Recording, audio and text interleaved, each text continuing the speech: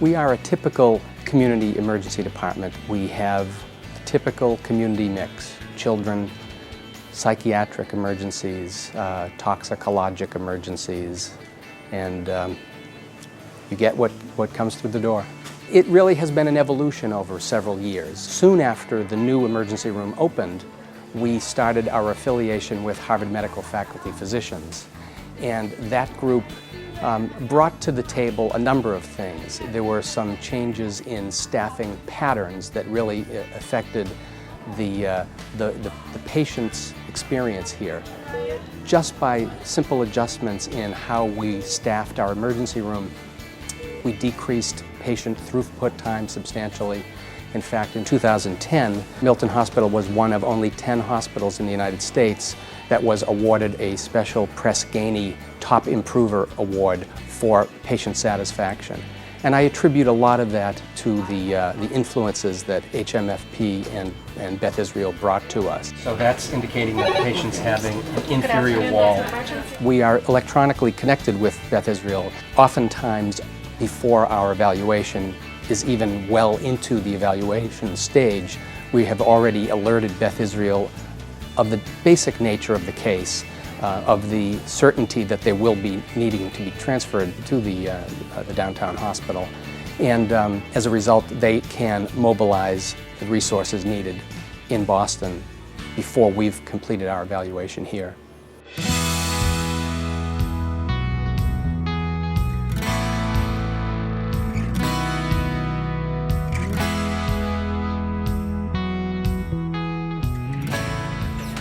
Cardiac rapid transport is basically a protocol that we have for patients that fit into a criteria for catheterization. You came all the way up to Milton. How come?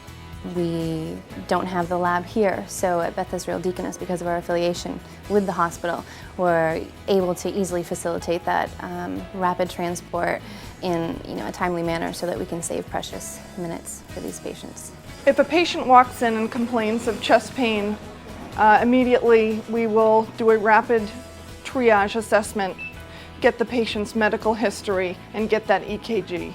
The EKG is one of the most important pieces to the puzzle. If their EKG and their story and everything adds up to this cardiac emergency, we send over kind of all of the patient paperwork. We get a hold of the hospital, and within 30 minutes these patients are pretty much packaged up and in the ambulance on their way.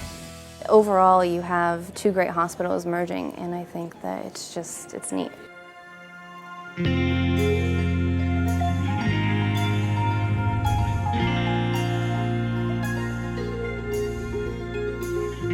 My name is Dr. Shao. I'm going to be a hospitalist while you're here.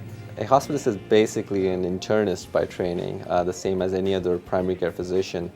The difference is that we have just specialized in taking care of hospitalized patients. The hospitalist services at Milton Hospital are provided by the Beth Israel Deaconess Healthcare, which is a part of the BIDMC.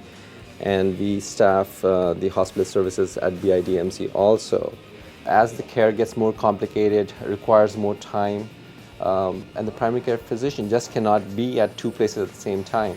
So having a hospitalist who is dedicated to being in the hospital and being there for the patient 24/7 and being there to answer questions, to respond to test results, make various decisions during various times of the day, it just makes the care that much more efficient and better.